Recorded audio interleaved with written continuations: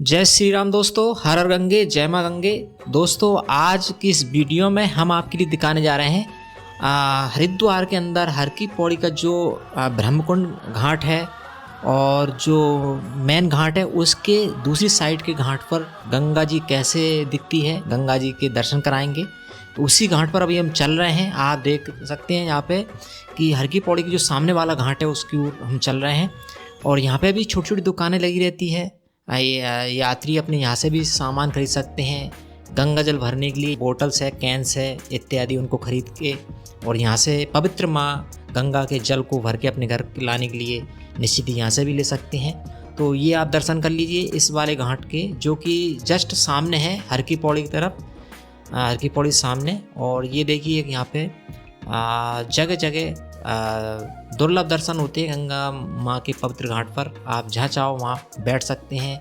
हर एक घाट पर बिल्कुल पवित्र स्वच्छ घाट ये रखा है और यहाँ पे बैठ के आप आसानी से माँ गंगा के पवित्र जल के गंगा जी के दर्शन कर सकते हैं।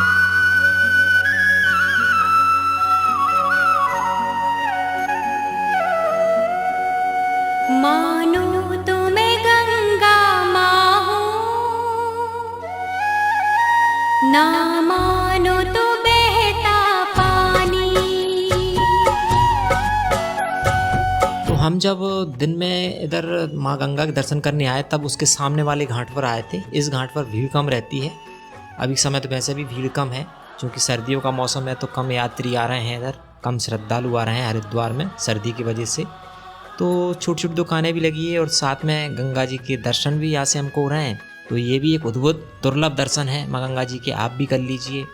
दोस्तों, इस वीडियो में आइए बताते हैं आपको माँ गंगा की अवतरण की कथा। इस पृथ्वी लोक पर माँ गंगा का अवतरण कैसे हुआ, इस पृथ्वी लोक पर माँ गंगा जी कैसे आई और कब आई, इसके बारे में एक प्रचलित कथा है। युग युग से मैं बहती आई नील गगन के नीचे। दोस्तों, हिंदू धर्म में गंगा नदी को हम सब जानते हैं कि देवी माता के रूप में पूजा जाता है। धार्मिक मान्यताओं के अनुसार माँ गंगा में स्नान करने से जीवन में आ रही सभी समस्याएं दूर हो जाती है। ये सिर्फ कहने की बात नहीं है। आप जब जाएंगे माँ गंगा के पवित्र जल में डुबकी लगाएंगे तो आप खुद महसूस करेंगे, और ऐसा मैंने भी महसूस किया है। हमारे जीवन में जो भी समस्याएं हैं वह सभी समस्याएं दूर हो जाती है। जितने भी रोग विकार हैं वो पवित्र जल में डुबकी लगाने से निश्चित ही दूर हो जाते हैं। दोस्तों, गंगा नदी को मोक्षदायिनी और जीवनदायिनी नाम से भी जाना जाता है। हिंदू धर्म में माँ गंगा जी का विशेष महत्व है। यह भारत की सबसे महत्वपूर्ण नदियों में से एक नदी है जो भारत, नेपाल और बांग्लादेश में कुल मिलाकर 2525 किलोमीटर की दूरी तय करती है।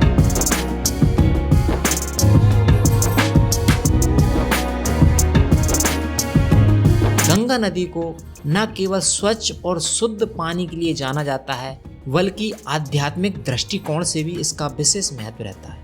हिंदू धर्म में माँ गंगा को देवी के रूप में पूजा जाता है। एक मान्यता यह भी है कि जो व्यक्ति अपने जीवन काल में एक बार भी गंगा माँ में स्नान कर लेता है उसके न केवल इस जन्म के बल्कि पूर्व जन्म के पाप भी नष्ट हो जाते हैं। इतनी बड़ी महिमा है पवित्र माँ गंगा के जल की। गंगा नदी का उद्गम हिमालय की गोद से हुआ है। हिमालय की गोद में बसे गढ़वाल के गोमुख स्थान के गंगोत्री ग्लेशियर से होता है। इस विशेष स्थान पर भी माँ गंगा जी का एक मंदिर उपस्थित है। गंगा नदी के धरती पर आगमन की एक कथा यह प्रचलित है कि प्राचीन काल में सगर नामक प्रतापी राजा हुआ करता था, जिसने अपने साम्राज्य के विस्तार के लिए अश्वमेध यज्ञ का आयोजन किया और यज्ञ के दौरान एक घोड़ा छोड़ दिया था। जब इस यज्ञ का पता देवराज इंद्र को चला तो वह चिंतित हो गए। उन्हें यह चिंता थी कि अगर अश्वमेध का घोड़ा स्वर्ग से गुजर जाता है तो राजा सगर स्वर्गलोक पर भी अपना साम्राज्य स्थापित कर लेंगे। पौराणिक काल में अश्वमेध यज्ञ के दौरान छोड़ा गया घोड़ा जिस राज्य से गुजर जाता था वह राज उस राजा का हो जाता था।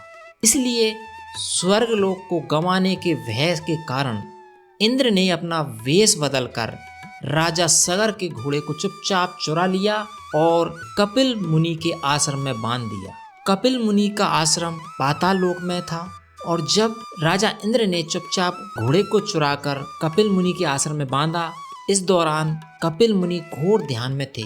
उनको पता नहीं चला कि कौन उनके आश्रम में वह घोड़ा बांध गया है। जब घोड़े के चोरी की बात राजा सगर को मिली तब वह अत्यंत क्रोधित हो गए और उन्होंने आवेश में आकर अपने 60,000 पौत्रों को घोड़े की खोज में भेज दिया। जब सगर राजा के पुत्र उस अश्वमेध यज्ञ के घोड़े को ढूंढते हुए पूरी पृथ्वी पर ढूंढ लिए, उनको नहीं मिला और वह वापस आकर उन्होंने कहा कि वह घोड़ा पृथ्वी लोक पर कहीं भी नहीं है। तब सगर राजा ने उनको आदेश दिया कि घोड़े को आप आकाश पाताल कहीं से भी ढूंढ कर लाएं। तब सगर राजा के वो 60,000 पुत्र अश्वमेध घोड़े की खोज में पाताल लोक गए। तब उनको पता चला कि वह घोड़ा कपिल मुनि के आश्रम में बंधा हुआ है। उन्होंने भ्रांतिवश कपिल मुनि को चोर मान लिया और उनसे युद्ध करने के लिए आश्रम में घुस गए। ध्यान मुद्रा में लीन कपिल मुनि को जब शोर सुनाई दिया तो वह घटना स्थल पर पहुंचे, जहां सगर के पुत्र उन पर घोड़ों की चोरी का झूठा इल्जाम लगा रहे थे, कपिल मुनि को युद्ध के लिए ललकार रहे थे। यह सुनकर देव मुनि अत्यंत क्रोधित हो गए और उन्होंने क्रोध में आकर राजा सगर के सभी पुत्रों को श्राप दिया, जिससे वो सभी पुत्र अग्नि में भस्म हो गए। उसके बाद सभी पुत्र प्रेत योनि में भटकने लगे। ऐसा इसलिए हुआ क्योंकि बिना अंतिम संस्कार किए सभी पुत्र राख में बदल गए थे। राख में बदल जाने से पुत्रों को मुक्ति प्राप्त नहीं हो पा रही थी। इसके बाद समय बीतता गया और राजा सगर के कुल में जन्मे राजा भगीरथ ने अपने पूर्वजों की आत्मा की शांति के लिए भगवान विष्णु की कठोर तपस्या की। तपस्या से प्रसन्न होकर जब भगवान विष्णु ने भगीरथ को दर्शन दिया तो उन्होंने वरदान मांगने के लिए कहा। भगीरथ ने अपने पूर्वजों की आत्मा की शांति के लिए माँ गंगा को धरती पर लाने की प्रार्थना की।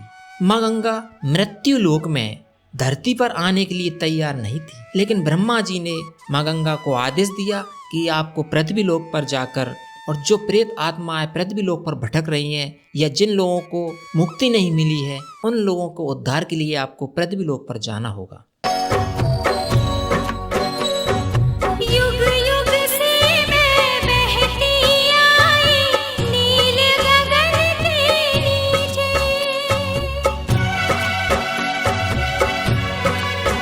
लेकिन फिर भी माँ गंगा पृथ्वी लोक पर आने के लिए तैयार नहीं हुई।